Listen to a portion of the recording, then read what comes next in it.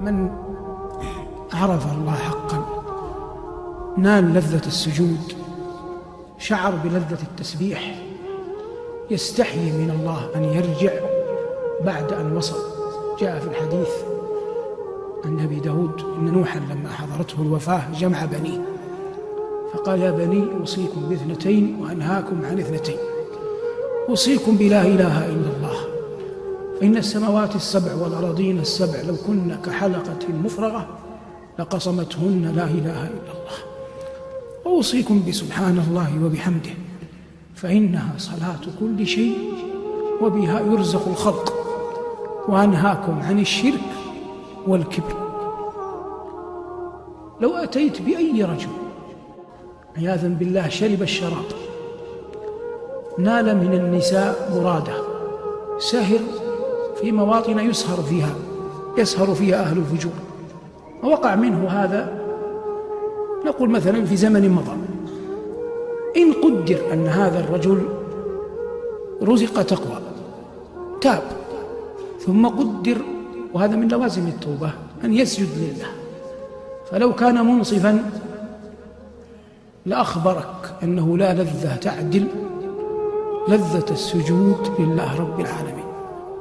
يعني مثلا الحمد لله على فضله وكرمه، نسأل الله حسن الختام، عصمنا الله من اللذات الحرام صغارا وكبارا، لكن مع ذلك نحن نجزم يقينا مع أن الله حفظنا كما حفظكم من اللذة الحرام، لكن نجزم أنه لا شيء يعدل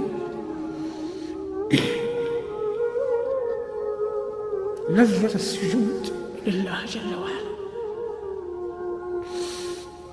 عز ما في الإنسان جبهته،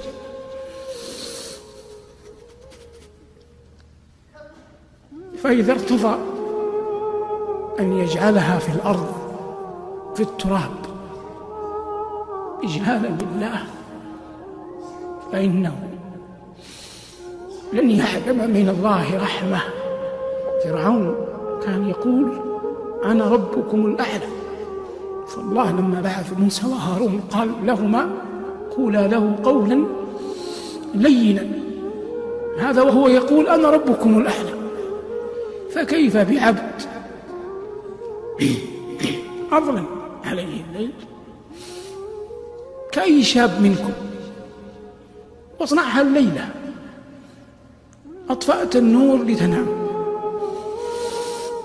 ثم أخذت فراشك، ثم تذكرت جلال الله، ولا سبيل إلى رؤية الله، لكن هناك سبيل للقيام بين يديه، فعدت للنور وذهبت إلى مكان وضوءك فتوضأ، ثم وقفت تقرأ القرآن، ثم سجدت، قسما بمن أحل القسم لا يوجد شيء في الدنيا من لذة أعظم من لذة السجود.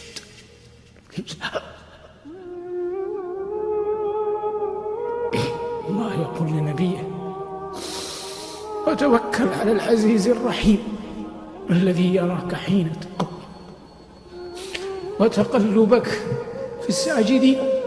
قال ربنا: يوم يكشف عن ساق يدعون إلى السجود فلا يستطيعون، خاشعة أبصارهم ترهقهم ذلة وقد كانوا يدعون إلى السجود وهم سالمون. أنت الآن تدعى للسجود وأنت سالم، فحتى تستطيع أن تسجد يوم القيامة اسجد في هذه الدنيا اختيارا وأنت تريد وجه الله. وطوبى لعبد أنار قبره قبل أن يدخله، وأرضى الله قبل أن يلقاه، وصلى قبل أن يصلى عليه. لا يوجد شيء في الدنيا من لذة أعظم من لذة السجود. لا يوجد شيء في الدنيا من لذة أعظم من لذة السجود.